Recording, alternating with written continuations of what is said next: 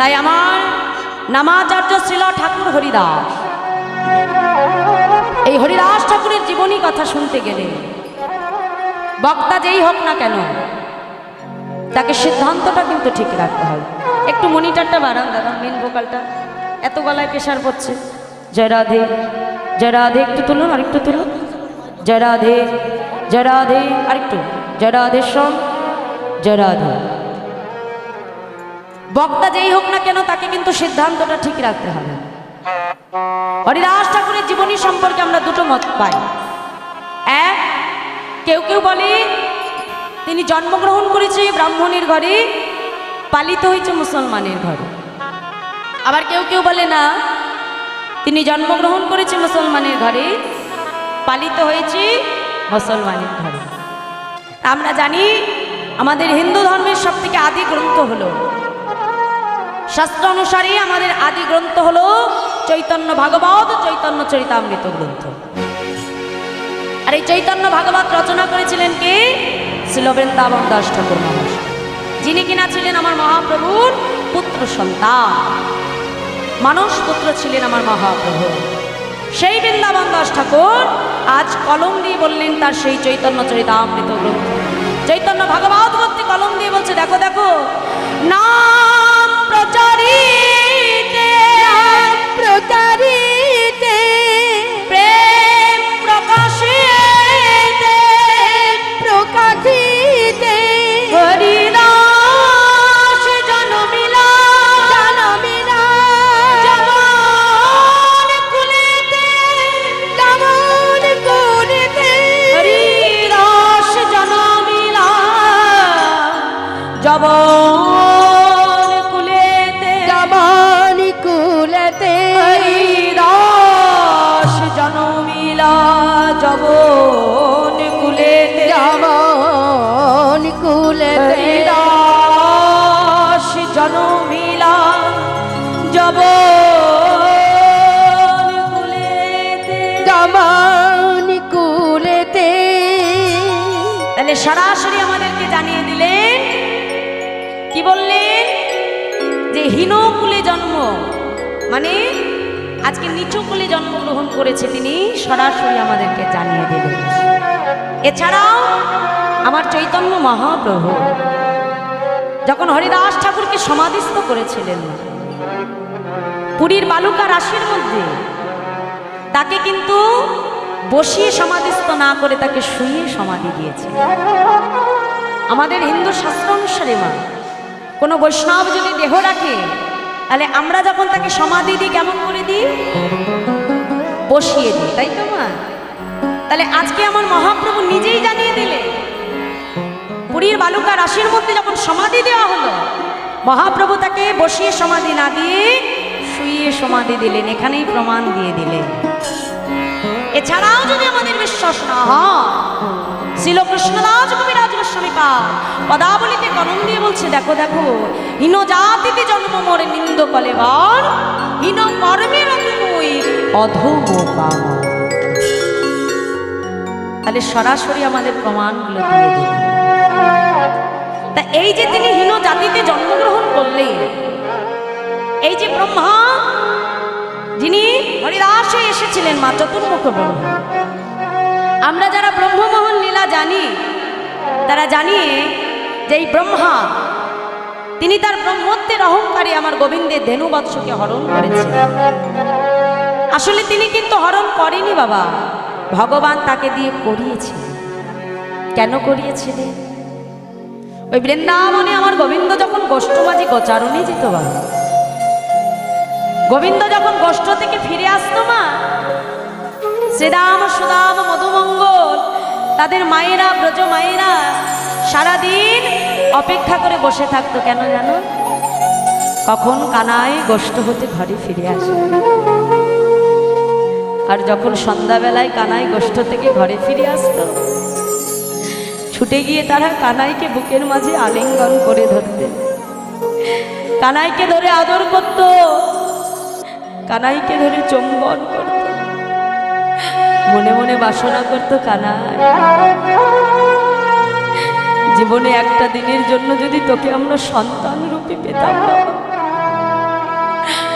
তবে আমাদের এই ব্রজে মানব জনম বুঝি সার্থক হতো। কিন্তু তুই তো যশোদার ছেলে, তার কোলে তো তোকে ফিরিয়ে দিতেই হবে। কানাই, আমাদের মনোবাসনা কি কোনোদিনও পূরণ হবে না? তোকে কি কোনোদিনও আমরা সন্তান রূপে পাবো না রে কানাই? নয়ন জলে বক্ষ ভাসিয়ে তারা কান্ত। ওই নবলক্ষ ধেনু যখন গোশালায় ফিরে যেত, যখন গাভীর দুগ্ধে ঢু মেরে দুধ খেত, গাভী মায়েদের মনে বাসনা হতো, গোবিন্দ যদি একটা দিনের জন্য তোমাকে সন্তান করে পেতাম, আমাদের মনের মতো করে তোমাকে আমরা সেবা করাতাম। তবু একটা দিনও কি তোমাকে সন্তান রূপে পাবো না দয়া? গোবিন্দ দেখলেন এই দুই মায়ের মনোবাসনা যদি আমাকে পূর্ণ করতে হয়, ভগবান বেছে নিলেন একটা দিন। কোন দিন বাবা? যেদিন বলাই দাদার আবির্ভাব তিথি, অর্থাৎ রাখি পূর্ণিমা। সেদিন বলাই দাদা গোষ্ঠী আসেনি, আর দাদার অবর্তমানে গোবিন্দ বৃন্দাবনে দুটো লীলা করেছিলেন। এক হলো কালীয় দমন, আরেকটি হলো ব্রহ্ম দমন।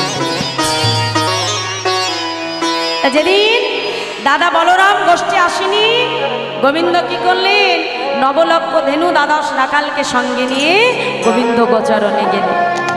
আর গোচরণে যে গোবিন্দ যখন বিনোদ খেলা খেলছে, গোবিন্দের সেই লীলা দূরে দাঁড়িয়ে দাঁড়িয়ে দর্শন করছে কে? দেবর্ষি নারদ, যিনি হলেন ব্রহ্মার মানুষ পুত্র। ভগবানের সেই লীলা দর্শন করে ছুটতে ছুটতে পিতা ব্রহ্মার কাছে এসে বলছে, পিতা পিতা। একি নারদ, তুমি এমন ভাবে ছুটছো কেন? পিতা, জানো পিতা, আজ আমি যমুনা পুলি নিয়ে ভগবান দেখেছি পিতা। ভগবান? কে ভগবান? কোন ভগবান দেখেছো তুমি? শুনবে পিতা, শুনবে আমি কোন ভগবান দেখলাম? সঙ্গে সঙ্গে পিতামহ ব্রহ্মাকে ডেকে বলছে, শোনো পিতা, এই যে আমি দেখে এলাম, দেখে গেলাম, দেখে এলাম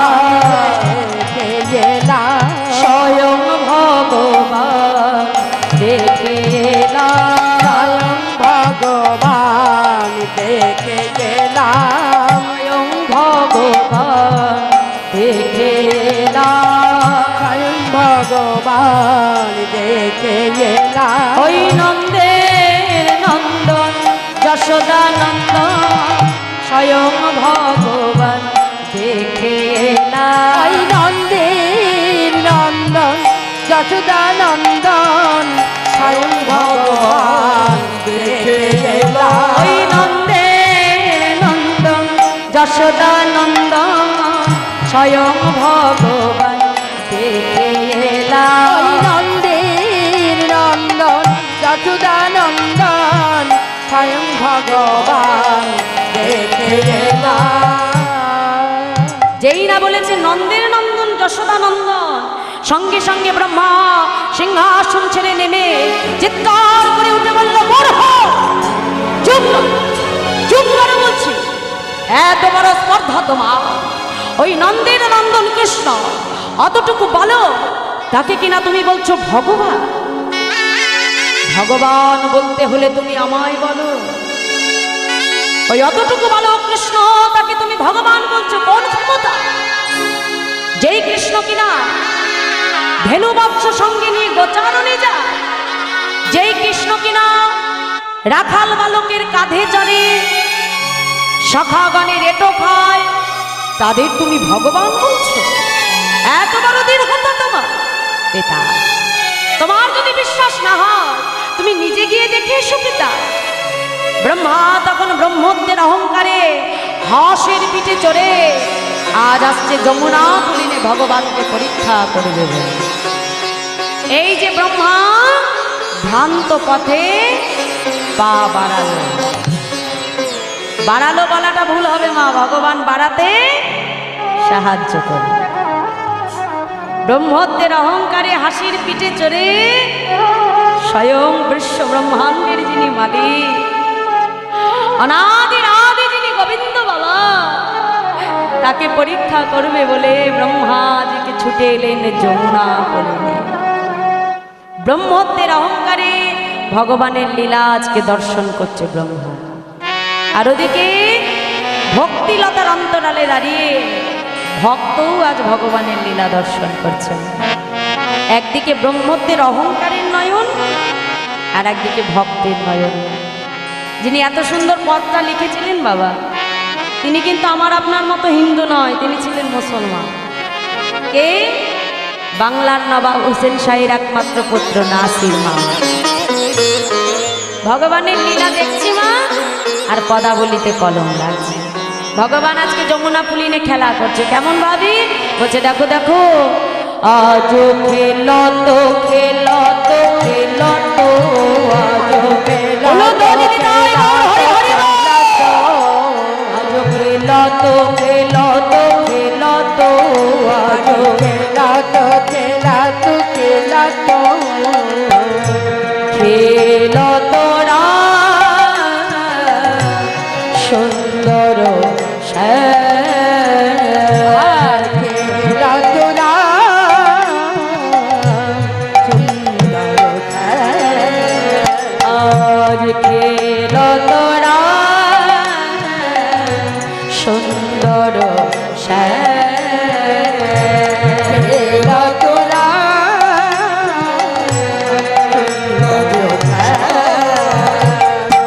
মোহন মূরতি মধুর ঠার, মোহন মধুর ঠার, রাম রাম রাম রাম রাম কনা, রাম রাম রাম রাম রাম কনা, রাম রাম রাম রাম রাম কনা, রাম রাম রাম রাম কনা।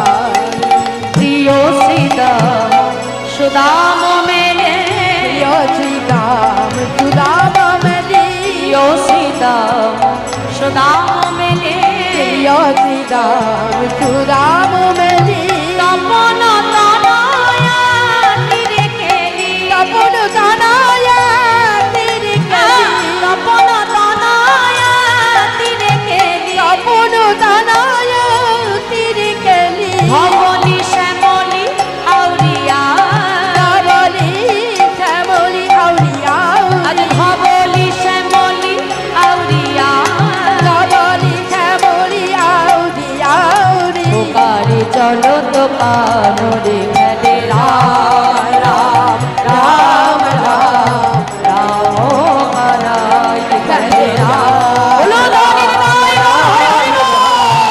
রাম কানাই খেলে, রাম রাম রাম রাম রাম কানাই,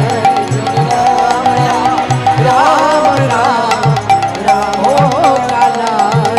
আগমনি গম বেদশা, আগমনি গম বেদশা, আগমনি গম বেদশা, আগমনি গম বেদশা, লীলায় করো মা গোঠ বিহার, লীলায় করো তো গোঠ বিহার, লীলায় করো মা গোঠ বিহার, লীলায় করো তো গোঠ বিহার, নাসির মামুদ করো তো হিয়া, নাসির মামুদ করো তো হিয়া, নাসির মামুদ করো তো হিয়া, নাসির মামুদ করো তো হিয়া, চরণে শরণ দানরে খেলে, রাম রাম রাম রাম রাম কানাই খেলে, রাম রাম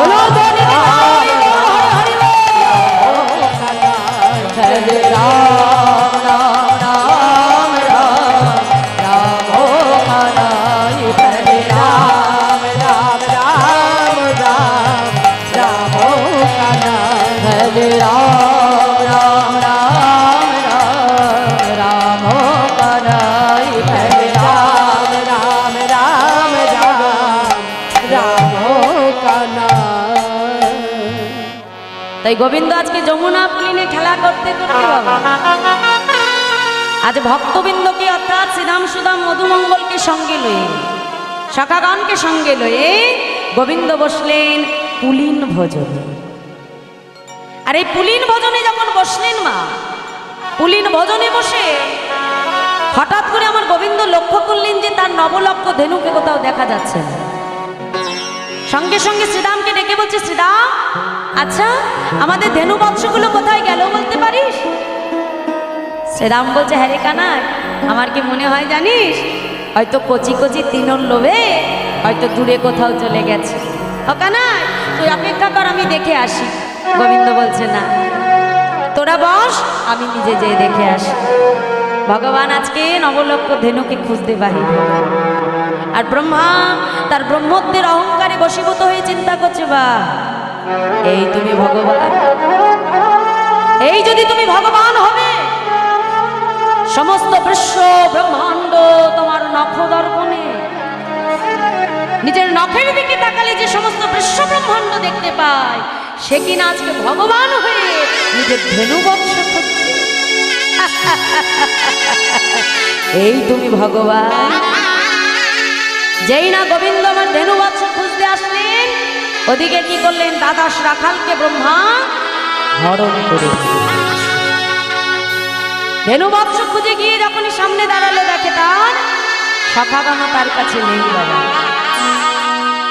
ভগবান তখন ধ্যানে মগ্ন হলে দেখতে পারলেন ব্রহ্মা তার ধেনু বৎস দ্বাদশ রাখাল সর্বস্বকে হরণ করে নিয়েছে।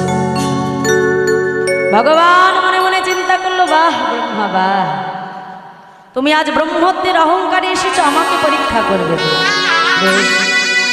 আমিও দেখতে চাই, আমিও দেখতে চাই তুমি কতক্ষণ হরণ করতে পারো আর আমি কতক্ষণ সৃজন করতে পারি।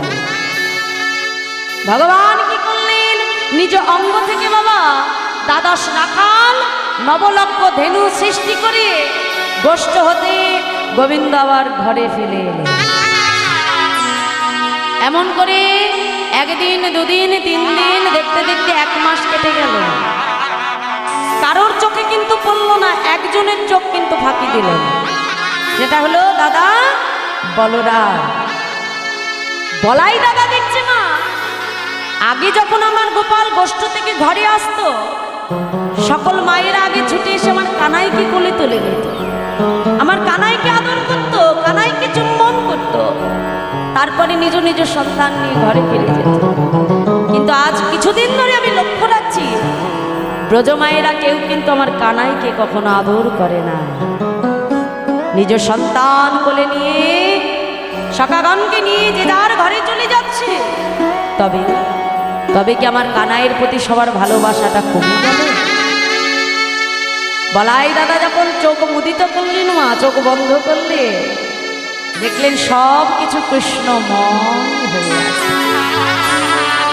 ধেনু বৎস তারাও কৃষ্ণ, আর দাদার সখা তারাও কৃষ্ণ।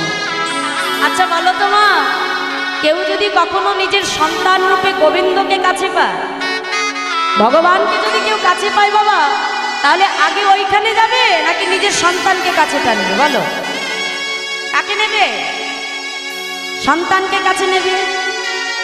তাহলে আজকে আমার গোবিন্দ দাঁড়িয়ে আছে, কিন্তু যে সন্তানকে তারা কোলে নিচ্ছে সেও তো কৃষ্ণ। তাহলে কানাইকে কোলে নিয়ে যে আনন্দ হতো, যে সুখ হতো, সেই একই সুখ নিজের সন্তানকে কোলে নিয়ে হয়ে যাচ্ছে। তাহলে আর কেউ গোবিন্দের কাছে যাবে মা? যার যার সন্তান নিয়ে ঘরে চলে যায়। বলাই দাদা মনে মনে ভাবলেন, এটা বুঝি আমার তবে কৃষ্ণেরই ইচ্ছা।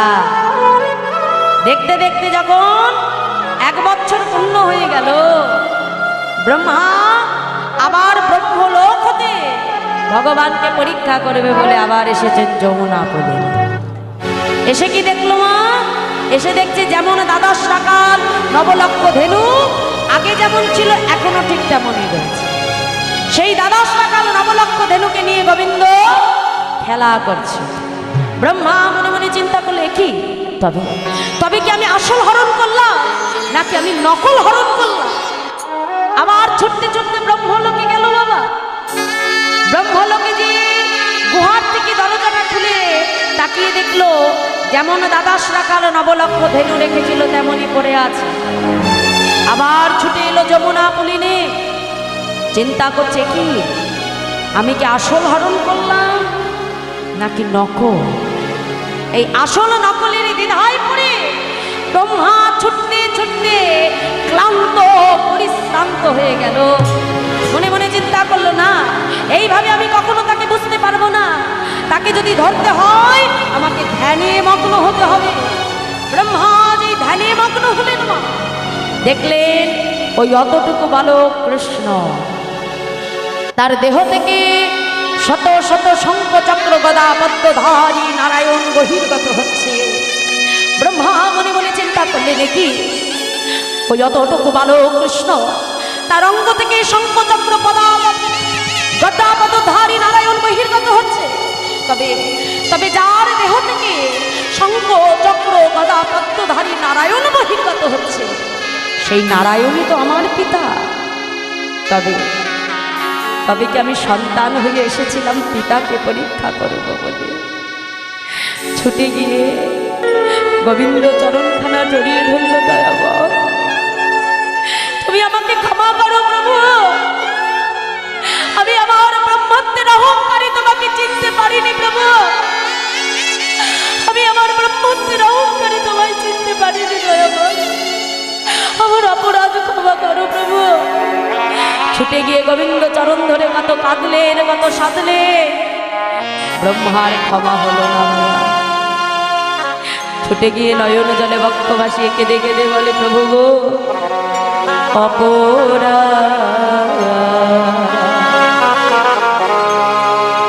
ক্ষমা করো,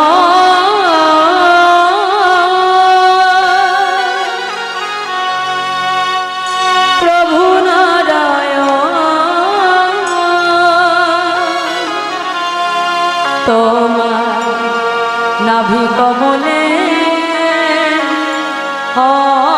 হয়েছে আমার জন্ম, তোমার নাভি কমলে হয়েছে আমার জন্ম, নাভি কমলে হয়েছে আমার জন্ম, তোমার নাভি কমলে হয়েছে আমার জন্ম, ছেলের অপরাধ পিতা না করে গ্রহ, তুমি মোরে ক্ষমা করো এই নিবেদন, তুমি মোরে ক্ষমা করো এই নিবেদন, আমার অপরাধ ক্ষমা করো, হরি হরি ক্ষমা করো, আমার অপরাধ ক্ষমা করো, আমার অপরাধ ক্ষমা করো, বলিও হে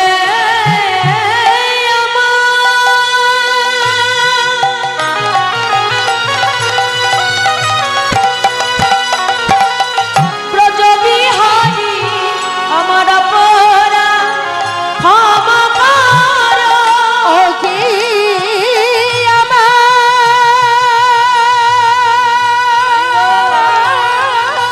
অপরাধ ক্ষমা করো, আমার বিহারী, আমার অপরাধ ক্ষমা করো, আমার বিহারী, আমার অপরাধ ক্ষমা করো, আমার বিহারী, আমার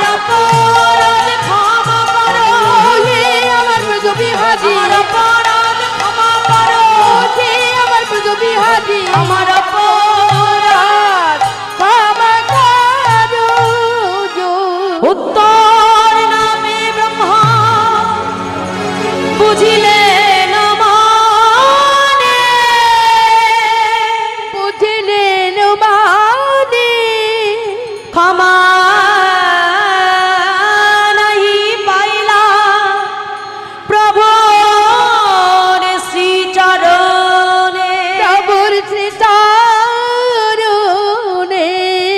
ব্রহ্মা বুঝতে পারলেন যে প্রভুর চরণে তার আর ক্ষমা হলো না। নিজের অপরাধ আজকে নিজেই প্রভুর চরণে জানালেন। নিজের অপরাধের জন্য নিজের অপরাধের প্রায়শ্চিত্ত নিজেই করলে প্রভুর চরণে কেঁদে কেঁদে জানালেন, দয়াময়, যে অপরাধ আমি করেছি জানি আমার ক্ষমা হবে না প্রভু, তার জন্য আমি ঘৃণিত কুলে জন্মগ্রহণ করব, আমি তোমায় নিজেই জানালাম। কিন্তু প্রভু, আমি ঘৃণিত কুলে জন্মগ্রহণ করব তাতে আমার কোনো দুঃখ নাই দয়াময়, কিন্তু প্রভু গো, তুমি আমাকে এই কৃপা করো দয়াময়। প্রভু, তুমি আমাকে এই কৃপা করো যেন জন্মে জন্মে আমি তোমার ভজন থেকে সরে না যাই। ঘৃণিত কুলে এসেও যেন আমি কখনো তোমাকে ভুলে না যাই দয়াময়। তুমি আমাকে কৃপা করো প্রভু। প্রভুর চরণে কত ক্ষমা চাইলেন মা, কিন্তু ক্ষমা হলো না। সেই প্রভুর চরণে অপরাধ করে সেই ব্রহ্মা আজ জন্মগ্রহণ করলেন 1372 শতাব্দে খুলনা জেলার বুড়ন গ্রামে। সেই খুলনা জেলার বুড়ন গ্রামে আবির্ভূত হলেন সেই ব্রহ্মলোকের চতুর্মুখ ব্রহ্মা। তাই আজ পদাবলিতে কলম দিয়ে বলছে, দেখো দেখো খুলনা জেলার বুড়ন গ্রামে প্রকট হইলা হরিদাস, প্রকট হইলা খুলনা জেলার বুড়ান গ্রামে প্রকাশ হইলা হরিদাস, প্রকাশ হইলা। খুলনা জেলার বুড়ন গ্রামে প্রকট হইলা হরিদাস, প্রকট হইলা। খুলনা জেলার বুড়ান গ্রামে প্রকাশ হইলা হরিদাস, প্রকাশ হইলা। নাম প্রচারিতে ব্রহ্মা, প্রচারিতে ব্রহ্মা, নাম প্রচারিতে ব্রহ্মা, প্রচারিতে ব্রহ্মা। জনম লইলা দিকে দিকে নাম প্রচারিলা। হরি হরি প্রচারিতে ব্রহ্মা, জনম হইলা দিকে দিকে, জনম হইলা। এলো নামাচার্য হরিদাস, হরি হরি হরিদাস, এলো নামাচার্য হরিদাস, নামাচার্য হরিদাস, এলো নাম ব্রহ্ম হরিদাস, নামাচার্য হরিদাস, নামাচার্য হরিদাস, নামাচার্য হরিদাস। নাম প্রচারিতে ব্রহ্মা, জন্ম লইলা দিকে দিকে নাম প্রচারিলা।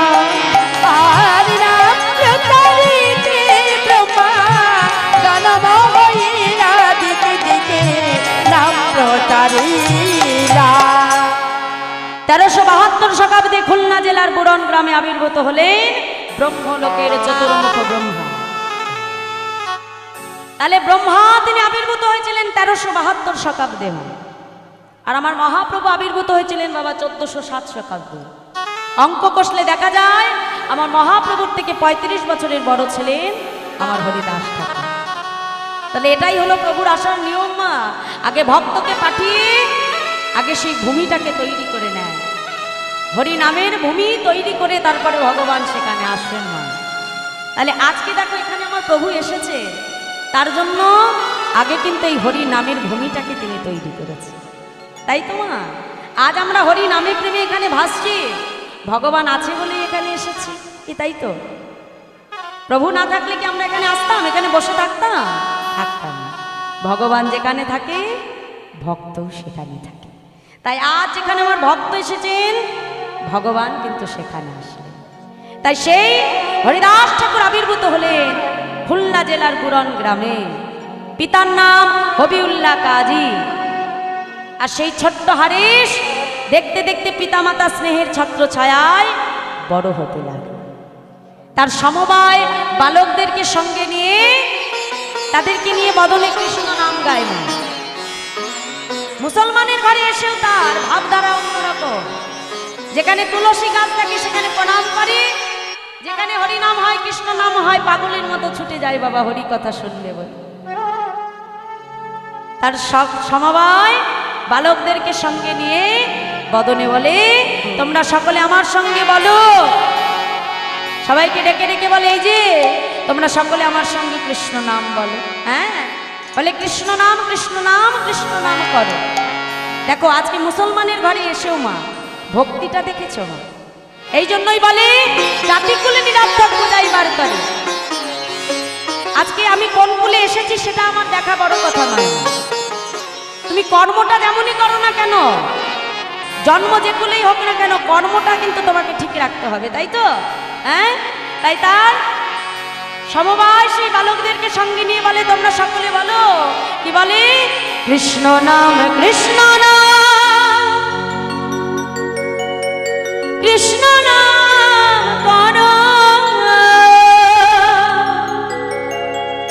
কৃষ্ণ নাম কৃষ্ণ নাম মধুর নাম করো।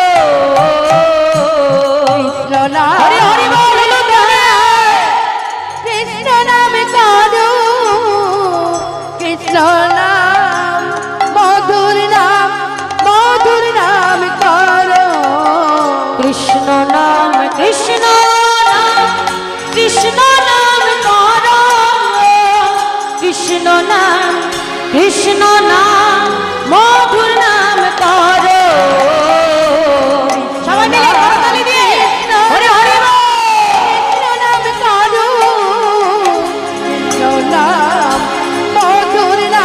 মধুর নাম করো। যেই নাম সেই কৃষ্ণ ভজ নিষ্ঠা করি, নামের সহিত আছে আপনি শ্রীহরি। হরি হরি বল।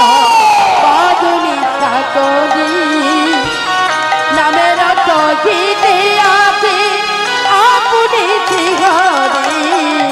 যেই নাম সেই কৃষ্ণ ভজ নিষ্ঠা করি, নামের সহিতে আছে আপনি শ্রীহরি।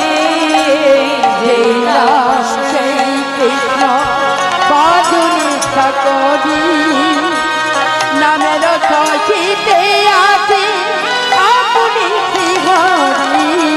কৃষ্ণ নাম কৃষ্ণ নাম কৃষ্ণ নাম করো, কৃষ্ণ নাম মধুর নাম করো। কৃষ্ণ নাম হরি বল, হরি বল।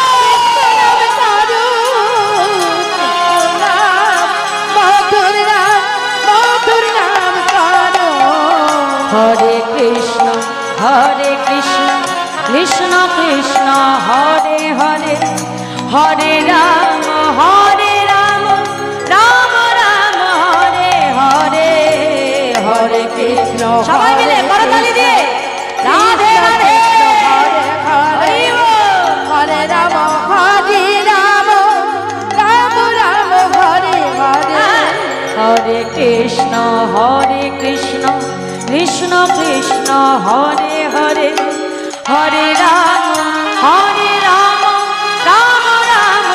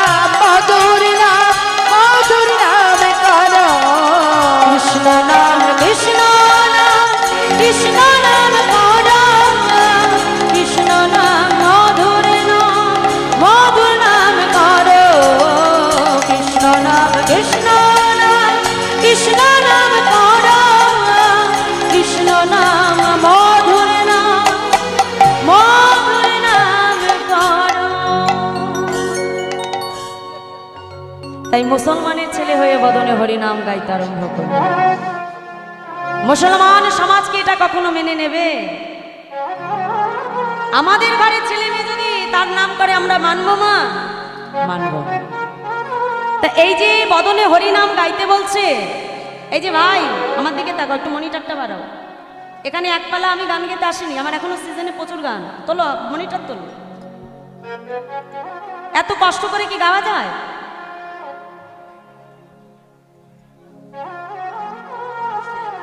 গলায় এত প্রেশার লাগে আর গান গাবো কি করে? তোলো।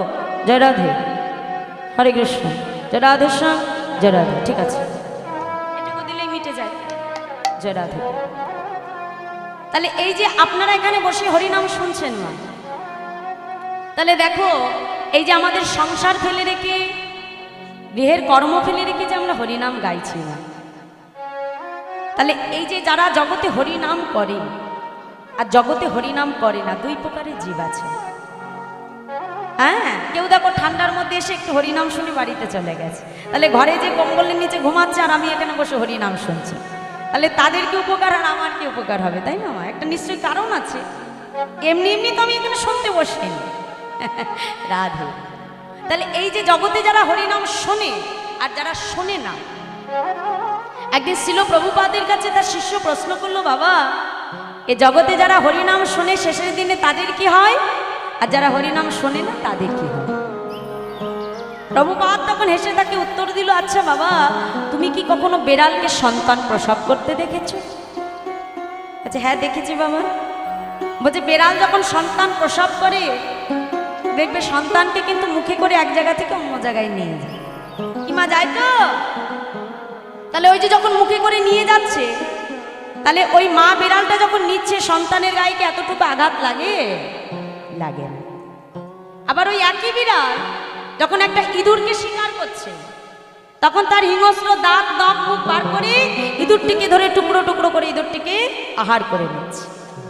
তাহলে একই বিড়াল বাবা যখন সন্তানকে নিয়ে যাচ্ছে তখন তার গায়ে আঘাত লাগে না, আর ওই একই বিড়াল যখন ইঁদুরকে শিকার করছে তখন তাকে ধরে টুকরো টুকরো করে আহার করে নেয়। প্রভুপাদ এসে বলছে, শোনো বাবা, এই জগতে যারা কৃষ্ণ ভজন করে ভগবান শেষের দিনে ওই সন্তানের মতো করে আলতোভাবে এই বৈতরণী নদী পার করে নিয়ে যায়। নিতাই গৌর হরি বল হরি। আর জগতে যারা হরি ভজন করে না শেষের দিনে ওই ইঁদুরের মতো করেই ক্ষত বিক্ষত হয়ে নরক যন্ত্রণা ভোগ করতে করতে তাদের যেতে হয়। রাধে রাধে।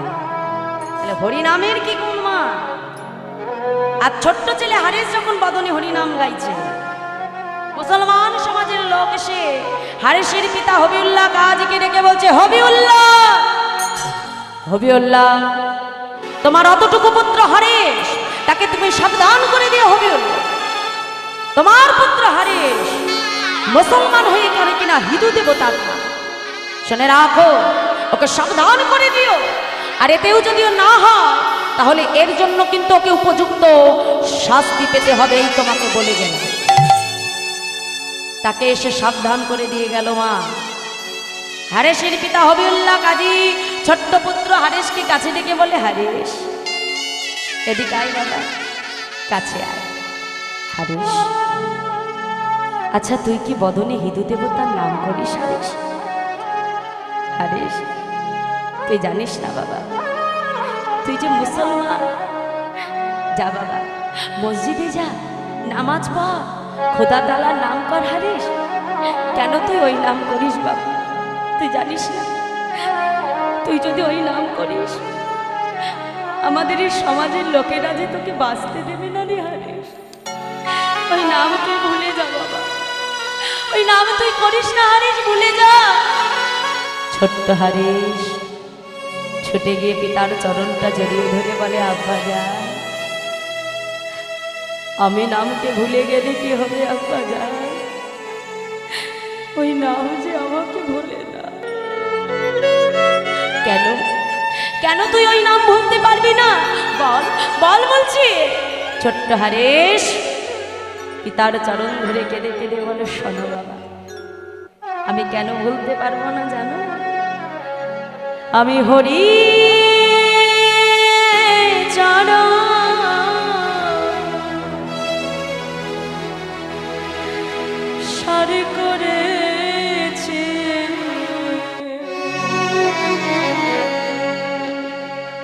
হরে হরে বলবো ভাই হরির চরণ করেছি হরি হরি বলবো ভাই হরি চরণ সারি করেছে হরে হরে বলবো ভাই হরি চরণ পার করেছি হরি হরি বলবো ভাই হরি বিনা এ জগতে হরি বিনা এ জগতে হরি বিনা এ জগতে হরি বিনা এ জগতে আমার আর কেহ নাই। হরি চরণ সার করেছে হরি হরি বলবো ভাই। হরি চরণ সার করেছি হরি হরি বলবো ভাই আমি হরি চরণ সার করেছে হরি হরি বলবো ভাই। হরি চরণ সার করেছি হরি হরি বলবো ভাই পিতা আমি হরি নাম ছাড়লে কি হবে আব্বা জান? হরি নাম যে আমাকে ছাড়ে না। আমি কতবার ভেবেছি ওই নাম আমি করব না, ওই নাম আমি ভুলে যাব, আমি ভুলে যাব আব্বা জান। কিন্তু হরি নাম যে আমাকে বলে না, হরি নাম যে আমাকে ছাড়ে না, ছাড়ে না। আমি যে ওই নাম বলতে পারবো না। প্রতিনিয়ত বদনে হরি নাম গেয়ে চলেছে বাবা। মনে মনে চিন্তা করলো আমি যদি এখানে থাকি এই সমাজের লোক আমাকে হরি বল বলতে দেবে না, তাই আজ আমাকে এই সংসার ছেড়ে জনমের মতো চলে যেতে হবে।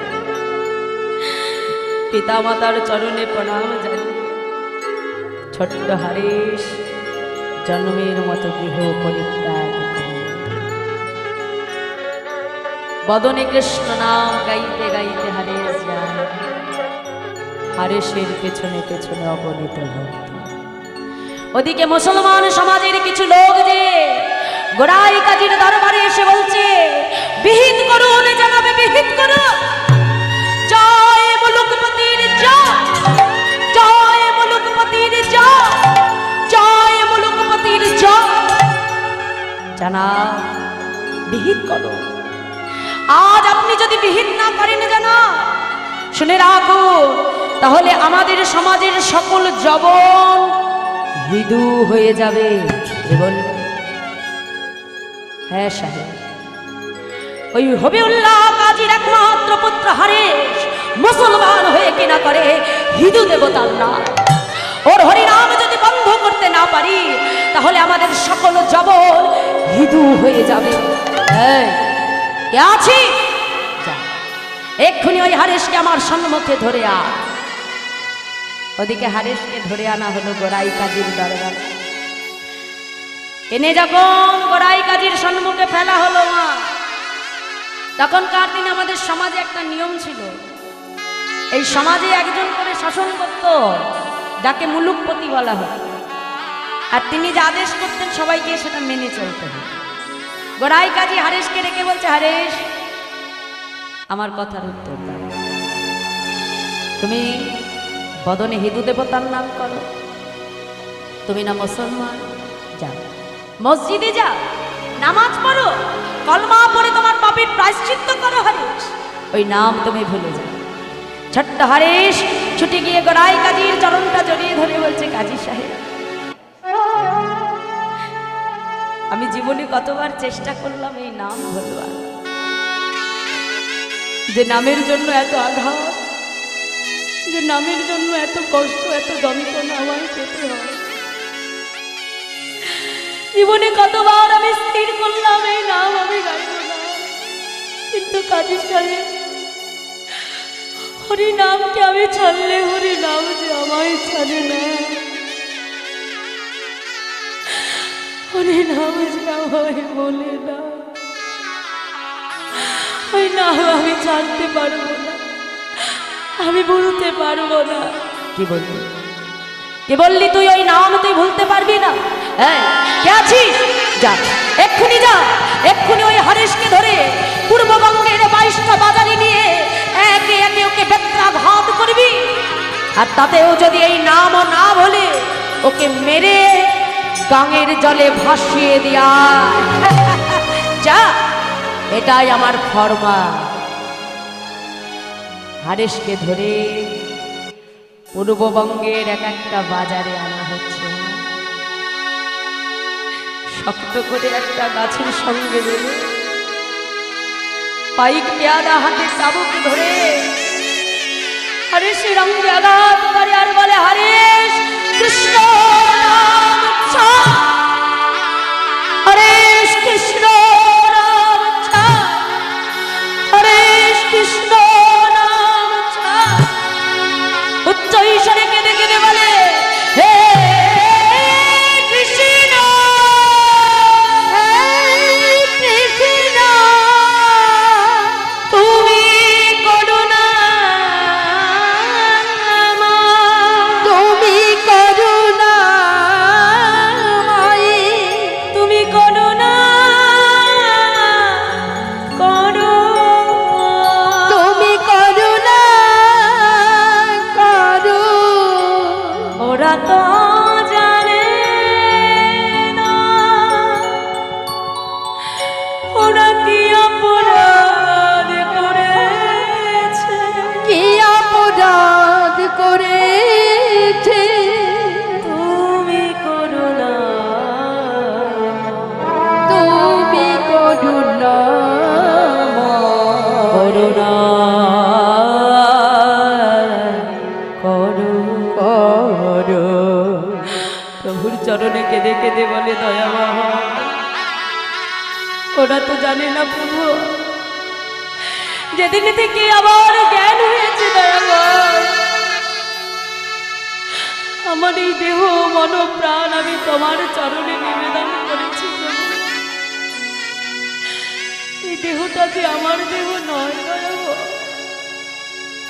তাই এই দেহে যদি কেউ আঘাত করে, সেই চাবুকের আঘাত যে তোমার অঙ্গে এসে লাগবে প্রভু।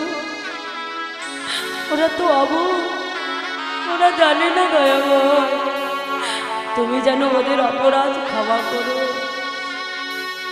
প্রতিনিয়ত হারেশকে আঘাত করে যাচ্ছে না, একেই তো বলে বৈষ্ণব বাবা।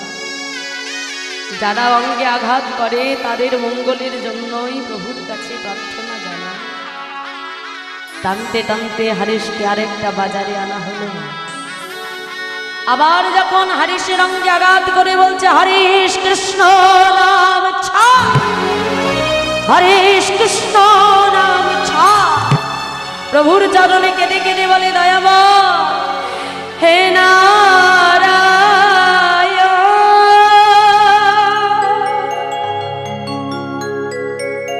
হে নারায়ণ,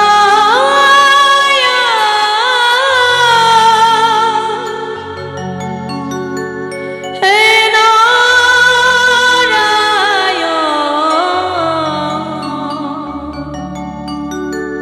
নারায়ণ।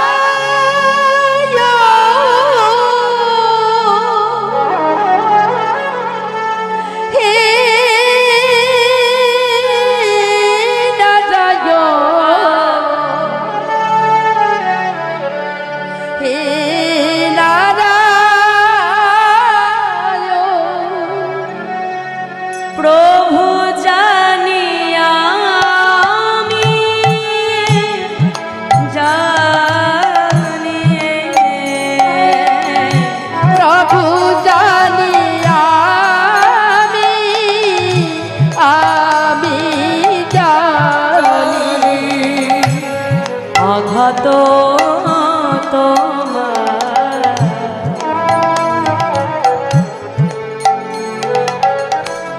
রহে নাহে অকারণ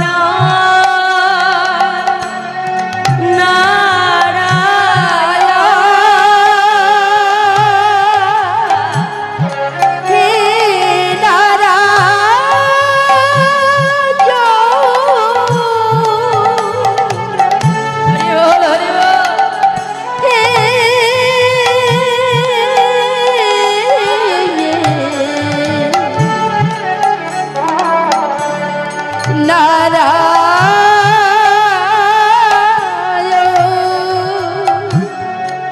আমি ভুলে যাই পাছে তোমার শ্রীহরি আমি ভুলে যাই পাছে তোমারি শ্রী হরি তুমি দুঃখ দাও আমারে, তাই দয়া করে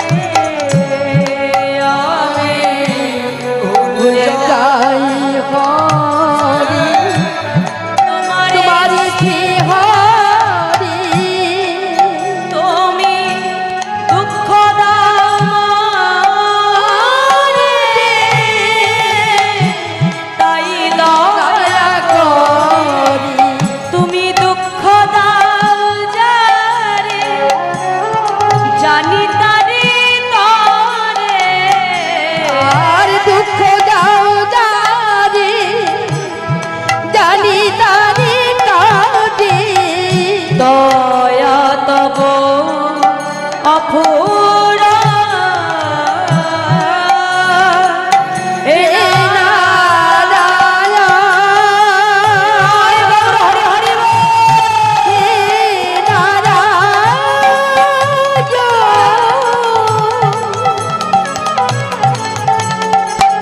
হে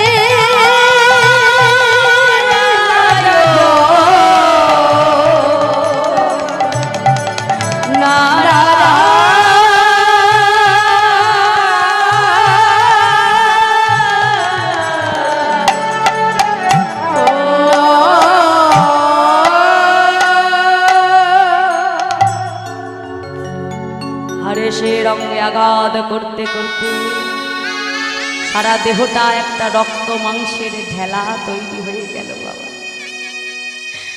পাইক পেয়াদা বুঝতে পারলেন এ কোনো সাধারণ মানুষ নয়, নিশ্চয়ই কোনো পীর নয়, কোনো পয়গম্বর। ছুটে এসে বলছে, দেখো বাবাজি, তোমাকে যদি আমরা মারতে না পারি, ওই কাজী সাহেব আমাদেরকে গর্দান নেবে। ছোট্ট হারেস কেঁদে কেঁদে বলে, না, আমার জন্য কারোর মৃত্যু হোক সেটা আমি চাই না। তোমরা একটা কাজ করবে, আমি হরিনাম গাইতে গাইতে যখন দেহটা অচৈতন্য হয়ে যাবে, কৃপা করে আমার দেহটা একটু গঙ্গার জলে ফেলে দেবে। হরিনাম গাইতে গাইতে বাবা দেহটা অচৈতন্য হয়ে গেল। হারে সেরে দেহটাকে যখন গঙ্গায় ভাসিয়ে দিল মা, এমন সময় সুরধনী গঙ্গায় বন্যা এসে হারে সেরে দেহটাকে ভাসিয়ে নিয়ে গেল কোথায়? শান্তিপুরে, যেখানে জগতের চির শান্তি বিরাজ করে। প্রভাতকালে অদ্বৈত আচার্য প্রভু বদনে কৃষ্ণ নাম গাইতে গাইতে যখন গঙ্গা স্নানে এলো বাবা, শুনতে পাচ্ছি কোথা থেকে একটা হরি নামের ধ্বনি ভেসে আসে। ভালো করে লক্ষ্য করে দেখছি গঙ্গা থেকে একটা দেহ ভেসে যাচ্ছে। গঙ্গায় ঝাঁপ দিয়ে সঙ্গে সঙ্গে দেহটাকে ধরে পাড়ে নিয়ে আসলেন বাবা। মৃত সঞ্জীবনী সুধা যখনই কর্ণমূলে দিলে, হারেসের অচৈতন্য দেহে চৈতন্য শক্তি ফিরে ডেকে বলছে, এই যে কে তুমি, কি নাম তোমার? করজোরে বলছে, বৈষ্ণব, আমার নাম হারেস। বাবা, কি সুন্দর নাম তোমার। হরি নামে নিজেকে হারিয়েছো, তাই বুঝি নাম তোমার হারিস? আচ্ছা হারিস, তোমার তোমার অঙ্গে ওগুলো কিসের আঘাত, কিসের চিহ্ন? বাবাজি জানেন বাবাজি, আমি বদনে কৃষ্ণ নাম করি বলে ওই গোড়াই কাজের পাইক পেয়াদায় আমার সর্ব অঙ্গে হরি নামের চিহ্ন এঁকে দিয়েছে। এই যে আমার হরি নামের চিহ্ন বাবাজি। কি বললে? তুমি হরি নাম করো বলে তোমাকে এমন ভাবে আঘাত করেছে। বেশ আদেশ, আজই আমি তোমাকে কৃষ্ণ মন্ত্রে দীক্ষা দেব। যাও হারিস, গঙ্গা থেকে স্নান করে এসো। ছোট্ট হারিস যখন গঙ্গা থেকে স্নান করে এসে দাঁড়ালো মা, অদ্বৈতাচার্য প্রভু হারিসের কর্ণমূলে কৃষ্ণ নাম দিয়ে বলছে, শোনো হারিস, আজ থেকে তোমার নাম আর হারিস নয়, তবে আজ হতে তব নাম হইল হরিদাস। হইল হরিদাস। হরি নামের মহিমা তুমি, মহিমা তুমি করো প্রকাশ। জীবের করহ প্রকাশ। আজ থেকে তোমার নাম আর হারেশ নয়, আজ থেকে তোমার নাম হলো হরিদাস। বেশ, আজ আমি আপনার চরণে প্রণাম জানিয়ে নামের মালা হাতে নিয়ে আমিও আপনার সম্মুখে কথা দিলাম, আজ থেকে 3 লক্ষ নাম সংখ্যা পূরণ না হওয়া পর্যন্ত আমি জল গ্রহণ করব না। হয়ে গেল হরিদাস ঠাকুরের সংকল্প। বাবা দিবানিশি 3 লক্ষ হরিনাম গাইতেন মা। 3 লক্ষ হরিনাম, চিন্তা করো, আমরা 3টে ঘন্টা সময় বসে হরিনাম শুনতে পারি না, আর দিবানিশি 3 লক্ষ নাম বদনে গাইতেন। দেখতে দেখতে কিছুদিন অতিবাহিত হওয়ার পর হারিস গুরুদেবের কাছে এসে বলছে, গুরুদেব আজ আমার মনে বড় বাসনা, আমি একটু আমার জন্মভূমি দর্শনে যাব। বিলম্ব কেন? যাও হারিস। গুরুচরণে প্রণাম জানিয়ে হারিস পূর্ববঙ্গের উদ্দেশ্যে যাত্রা করে। এসে মাগো এই যে আমাদের বেনাপোল, বেনাপোলের কাছে আসতেই জানতে পারলেন হিন্দু মুসলমানের দাঙ্গা বেঁধে গেছে।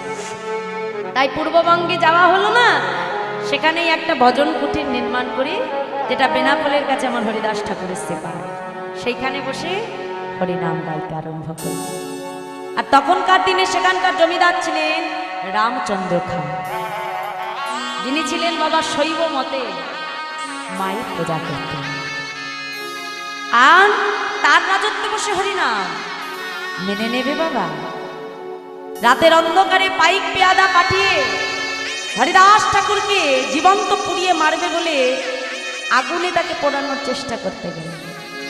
কিন্তু কথায় আমরা বলি, রাখে হরি তো মারে কে, আর মারে হরি তো রাখে কে? এ জগতে ভগবান যাকে রক্ষা করে তাকে জগতে মারার সাধ্য কারণ নাই বাবা, মারতে তাকে পারল না। এখন চিন্তা করলো সাধু বাবা কেমন করে ভণ্ড প্রমাণ করতে হবে। ফন্দি আটতে আটতে চিন্তা করলো, বিশ্বামিত্র যেমন মেনকাকে পাঠিয়ে তার ধ্যান ভঙ্গ করেছিল, ঠিক আমার কাছে আছে আমার লক্ষ্য হীরা। হীরাকে পাঠিয়ে আমি সাধুকে ভণ্ড বলে প্রমাণ করে দেবো সমাজের কাছে। হীরাকে ডেকে পাঠানো হলো। লক্ষ্য হীরা আজকে রাজামশাইয়ের কাছে এসে বলছে, বলুন মহারাজ কেন ডেকেছেন আমায়? হীরা শোনো, তুমি নিশ্চয়ই শুনেছো বেনাপোলের কাছে একজন সাধু বাবা এসেছে, সেই সাধুকে তোমাকে ভণ্ড বলে প্রমাণ করতে হবে। বেশ, আমি কথা দিলাম আমি 3 দিনের মধ্যে তাকে ভণ্ড বলে প্রমাণ করব। কারণ আমার আছে রূপ, আমার আছে গুণ, আবার আছে নর্তন ভঙ্গি। আর এই রূপে কত রাজরাজা ভুলে যায়, আর ওই যে এক সামান্য সাধু। বেশ, আমি আপনার কথা রাখব। লক্ষ্য হীরা রাতের অন্ধকারে নিজেকে সুন্দর করে সাজিয়ে আজকে হরিদাস ঠাকুরের শ্রীপাঠে এসে উপনীত হল। এসে যেই না তুলসী বৃক্ষ দেখে প্রণাম জানালেন, হরিদাস ঠাকুর ইশারা করে বসতে বললেন। সকলের উদ্দেশ্যে সবাইকে বলতে লাগলে, সবার উদ্দেশ্যে বলছে এই যে শোনো শোনো শোনো গায়ের নরনারী নরনারী তোমরা আমার কথা শোনো, আমার কথা শোনো, আমায় ঘিরে নীরবে দাঁড়াইছো কেন? দাঁড়াইছো কেন?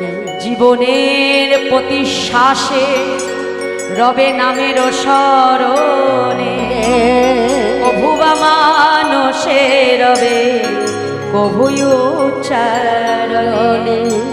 কে কবে মরিবে তাহা কারো নাহি জানা, কারো নাহি জানা। জীবনের এক মুহূর্ত ব্যর্থ কাটাবে না, ব্যর্থ কাটাবে না। নারীকে জানিবে মা ঐশ্বর্যকে জানিবে মাটি, সদা সত্যই উচ্চারিবে বাহির ভিতর খাটি, বাহির ভিতর খাটি। হরে কৃষ্ণ এই রূপে শুদ্ধ হয়ে নাম করো সারা জনম ভরে। হরে কৃষ্ণ কৃষ্ণ কৃষ্ণ হরে হরে। হরে কৃষ্ণ কৃষ্ণ কৃষ্ণ হরে হরে, হরে রাম রাম রাম হরে হরে, হরে কৃষ্ণ কৃষ্ণ। সবাই মিলে করতালি দিয়ে হরি হরি বল। হরে রাম রাম রাম হরে হরে। হরে কৃষ্ণ কৃষ্ণ কৃষ্ণ কৃষ্ণ হরে হরে, হরে কৃষ্ণ হরে রাম রাম রাম হরে হরে, হরে কৃষ্ণ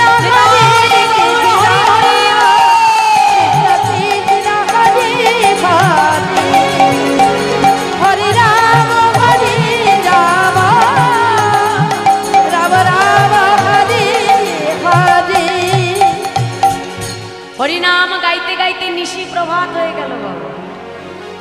লক্ষ্মীরা বললেন বা সাধু, নারীকে মা বলা ঐশ্বর্যকে মাটি বলা, যাকে দেখবার জন্য কত রাজরাজা ভুলে যায় তাকে তুমি বসিয়ে রেখে নিশি প্রভাত করে দিলে।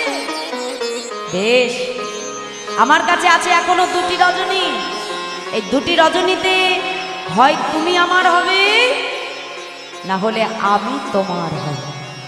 এই বলে লক্ষ্মীরা চলে গেল। দ্বিতীয় রজনীতে এসেও কিন্তু সাধুকে ধর্মচ্যুত করতে পারলেন না। তৃতীয় রজনীতে যখন আবার এলেন মা, মনে মনে চিন্তা করলেন আজ আমি আর সাধুর জন্য বসবো না। আজকে সাধু যেমন হরিনাম গাইবে আর আমি আমার নর্তন ভঙ্গি দ্বারা সাধুকে তার হরিনাম থেকে বিঘ্ন ঘটাবো। আমার ওদিকে হরিদাস ঠাকুর হরিনাম গাইছে আর লক্ষ্মীরা কি করলো জানো মা, নিজেকে সুন্দর করে সাজিয়ে হরিদাস ঠাকুরের সামনে গাইতে আরম্ভ করলো। হ্যাঁ, ডেকে ডেকে বলছে এই যে সাধুজি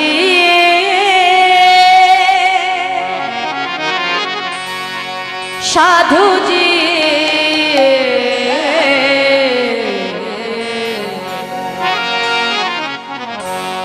সাধুজি গো একটিবার মুখ তুলে চামরে পানে, সাধুজি গো একটিবার মুখ তুলে তোমার পানে।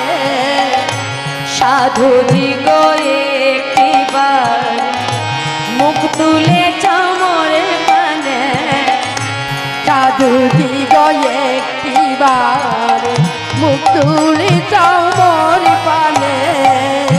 সাধুজি গো একটিবার মুখ তুলে চামরে পানে, সাধুজি গো একটিবার মুখ তুলে তোমার পানে। তুমি কত সুন্দর। এই যে সাধু কত সুন্দর কতই সুন্দর কত সুন্দর কত সুন্দর কত সুন্দর নিজেও জানো না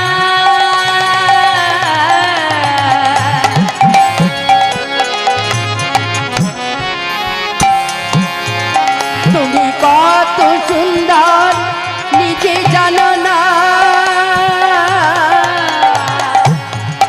আমি মুগ্ধ তব দর্শনে সাধু জিগোয়ে মুখ তুলে যাও মনে প্রাণে। মুখ তুলে যাও মর পানে সাধু দিগয়ে দিবার মুখ তুলে যাও মর পানে সাধু দিগয়ে দিবার মুখ তুলে যাও মর পানে আমায় চেয়ে দেখো তুমি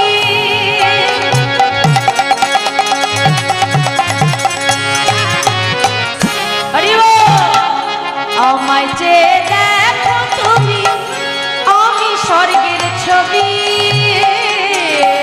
আর আমায় চেয়ে দেখো তুমি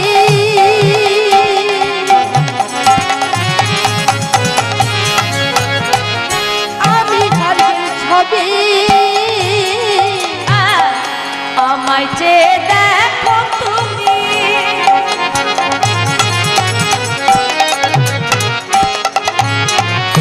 আমি স্বর্গের ছবি আমায় চেয়ে দেখো তুমি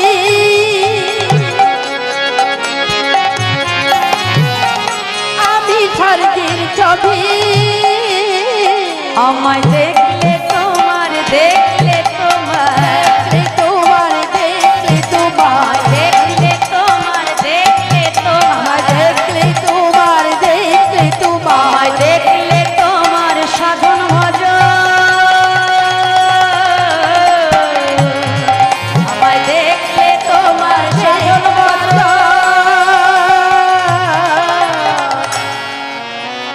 সার্থক হবে সবে হরে কৃষ্ণ কৃষ্ণ কৃষ্ণ হরে হরে হরে রাম রাম কি হচ্ছে? রাম হরে হরে ওমা ওই যে বদনে হরি নাম গাইছে না যতই নাচুক আর যতই গাক হঠাৎ করে দেখছে বদনে হরি নাম চলে এসেছে চিন্তা করছে না না না এ কি এ আমি কি করছি আমি এসেছি সাধুকে ভোলাতে আমি ভুলে গেলে হবে না ওই সাধুকে আমার ভোলাতেই হবে যেমন করে হোক আমার ভোলাতেই হবে আবার সঙ্গে সঙ্গে নৃত্য আরম্ভ করলে কে বলছে এই যে শোনো সাধু তোমার আমার খেলা হবে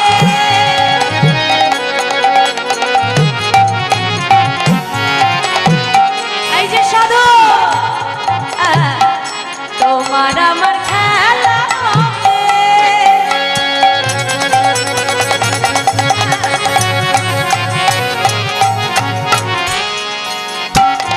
দিবা বিভা করি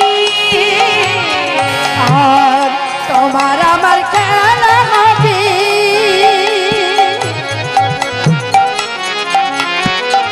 দিবা বিবা বরি দেহ তোমার দেহ তোমার দেহ তোমার দেহ তোমার দেহ তোমার দেহ তোমার দেহ তোমার দেহ তোমার ওই দেহ তোমার শীতল হবে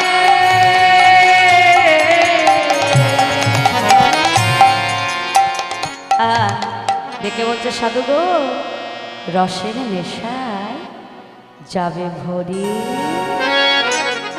সাধুজি গো এবার মুখ তুলে যাও মনে পারে সাধুজি গো একবার মুখ তুলে যাও মর পানে হরে কৃষ্ণ কৃষ্ণ কৃষ্ণ কৃষ্ণ হরে হরে হরে রাম রাম রাম হরে হরে হরে কৃষ্ণ বলো ধনী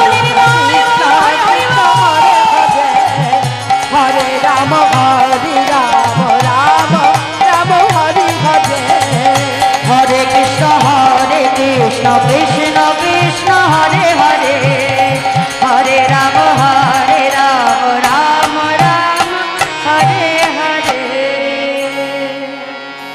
সাধুকে ভোলাতে এসে নিজেই সাধুর হরিনামে ভুলে সাধুর চরণে আছাড় খেয়ে পড়লেন।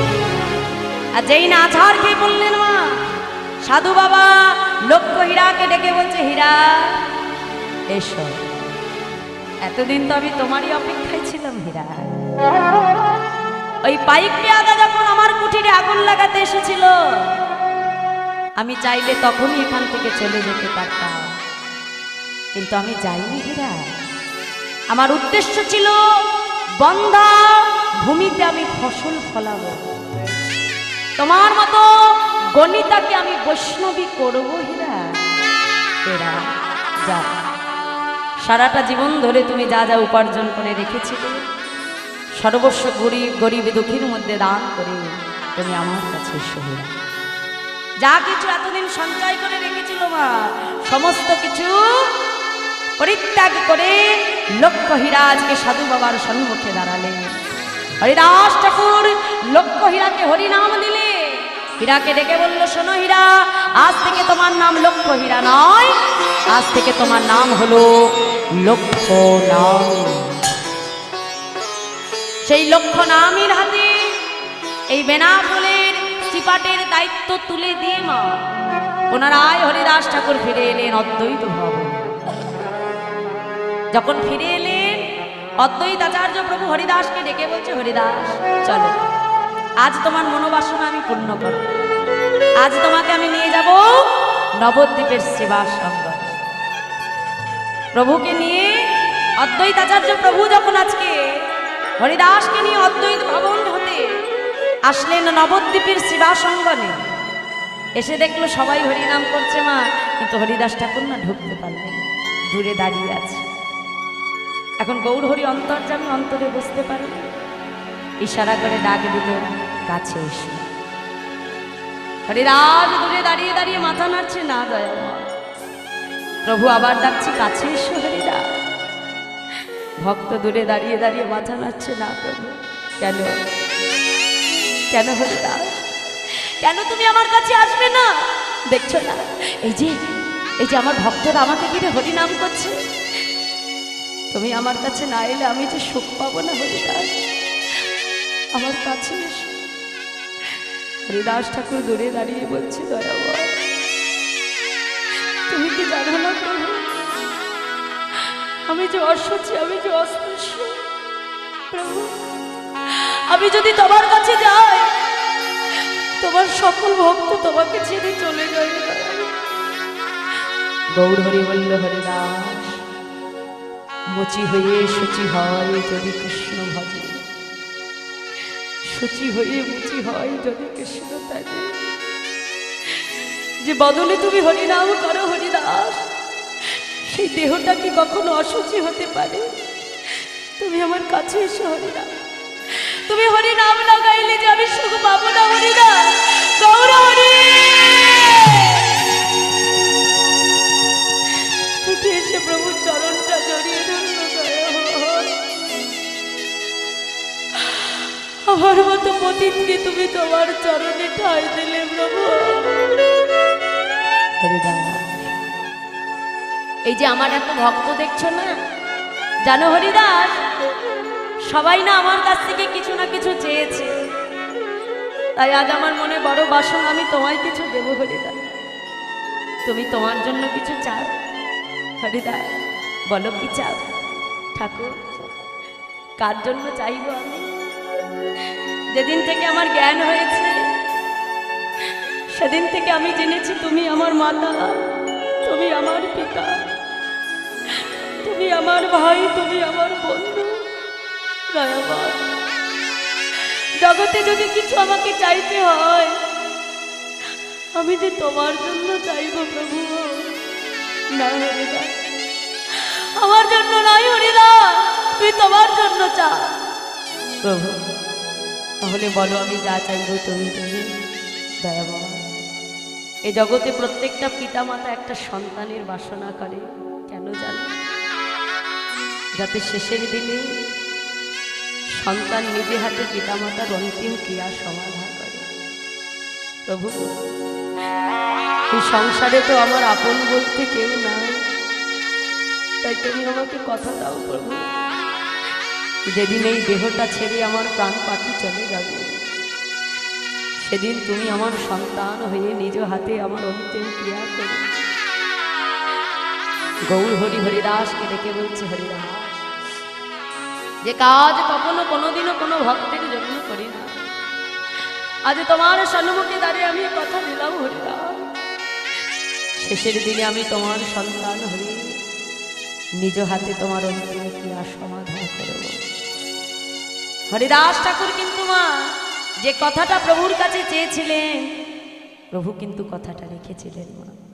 শেষের দিনে তার সন্তান হয়ে নিজ হাতে হরিদাস ঠাকুরকে সমাধিস্থ করে পুরীর মুখ্য দ্বারের সম্মুখে দাঁড়িয়ে ভক্তের জন্য প্রভু আঁচল পেতে ভিক্ষা দিয়েছিল না, নিজ হাতে হরিদাস ঠাকুরের শেষকৃত্য সমাধান করেছিলেন।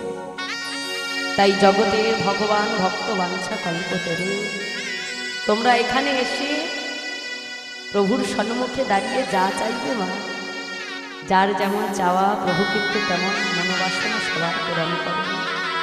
তাই হরিদাসকে ডেকে বলছে, হরিদাস, তোমার আর কোনো বাসনা নাই? তো না ঠাকুর, আর কোনো বাসনা নেই। বেশ, তাহলে তুমি আমার সঙ্গে হরি নাম করো। হরিদাস ঠাকুর বিলম্ব না করে ভক্তগণকে সঙ্গে লই হরিদাস ঠাকুর হরিনামে মত্ত হলেন। তাই আসুন আজ এই শিবা সঙ্গন মাঝি সেই ভক্ত ভগবানকে মিলনে দিয়ে আমরা আমাদের লীলা বিশ্রাম করব। জয় রাধে। আগামীকাল ঠিক সকাল 10টায় এই অধমা আবার আপনাদের সম্মুখে আসবে। আপনারা এমনভাবেই চরণ ধুলি দিয়ে এই হরিবাসরকে আবার ধন্যাতি ধন্য করবেন, যেন সুন্দর এত সুন্দর ভক্ত সঙ্গ আমি আবার পাই। দেখো, ভক্ত হওয়ার মতো হলে 2-4 জন ভক্ত বদন দর্শন করলেই হয়ে যায়। রাধে। হ্যাঁ, তা শুন। জয় রাধে। সবাই মিলে বাহু তুলে একটু বলবো, ভক্তের বাসনা প্রভু পূরণ করিল, ভক্তের বাসনা প্রভু পূরণ করিল, ভক্তের বাসনা প্রভু পূরণ করিল, ভক্তের বাসনা প্রভু পূরণ করিল। প্রেমানন্দে বদন ভরে হরি হরি বলো, প্রেমানন্দে বদন ভরে হরি হরি বলো, প্রেমানন্দে বদন ভরে হরি হরি বলো, প্রেমানন্দে বদন ভরে হরি হরি বলো। জয় সচিনন্দন জয় গৌর হরি, জয় সচিদানন্দ জয় গৌর হরি, জয় সচিনন্দন জয় গৌর হরি, জয় সচিদানন্দ জয় গৌর হরি। বিষ্ণু প্রিয়ার প্রাণ বধুয়া নদিয়া বিহারী, বিষ্ণু প্রিয়া প্রাণ বধুয়া নদিয়া বিহারী। নিতাই গৌর হরি বল, নিত্যানন্দ বল, শিবার গদাধর বল, নিতাই গৌর হরি বল, নিতাই গৌর হরি বল, নিত্যানন্দ বল, শ্রীমৎ গদাধর বল, নিতাই গৌর হরি বল। হরি বল হরি বল গৌর হরি বল, হরি বল হরি বল গৌর হরি বল, হরি বল হরি বল গৌর হরি বল, হরি বল হরি বল গৌর হরি নিতাই বল। গৌর হরি বল, নিত্যানন্দ বল, শিবার গদাধর বল, নিতাই গৌর হরি বল, নিতাই গৌর হরি বল, নিত্যানন্দ বল, শ্রীমৎ গদাধর বল, নিতাই গৌর হরি বল। হরি বল হরি বল হরি বল হরি বল, হরি বল হরি বল হরি বল হরি বল, হরি বল হরি বল হরি বল হরি বল। জয় জয় শ্রী গুরু নিতাই গৌর সদানন্দ নিতাই গৌর হরি বল, রাধা গোবিন্দ প্রমানন্দে নিতাই গৌর হরি বল, মঞ্চা কল্পতরুভস্য কৃপাসুন্দ বৈভব পতিতানাং পাবনেভ্যো বৈষ্ণবে ভয় নমো